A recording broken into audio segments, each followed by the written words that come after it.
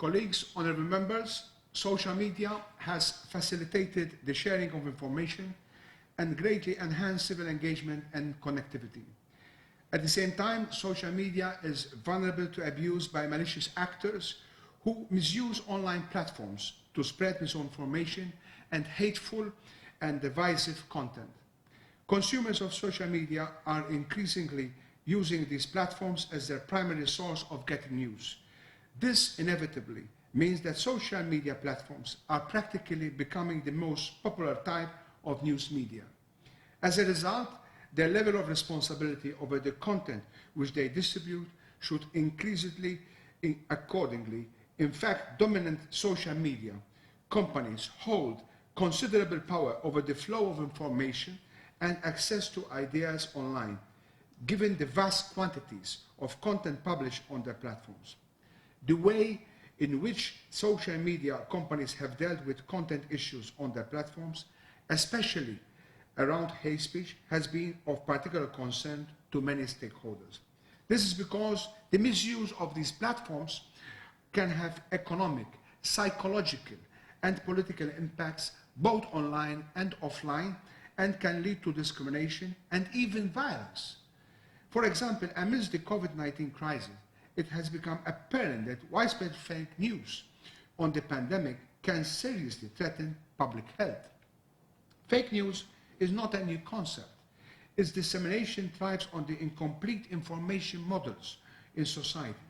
If enough users share the same misinformation, it validates itself by the sheer numerical analysis surplus, including when the gatekeepers of information, like journalists or politicians, validate it, notwithstanding what I'm saying.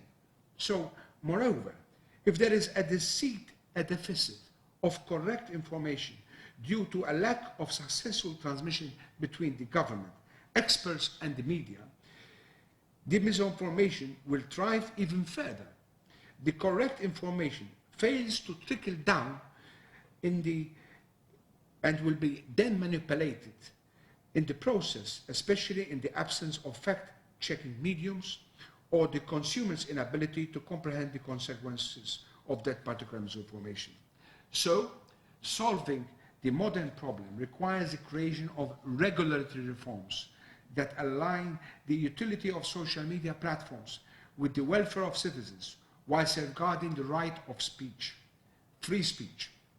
A key question in this regard is whether the big corporations that control social media can eventually be trusted to self-adjudicate while performing state-like functions to reasonably restrict speech.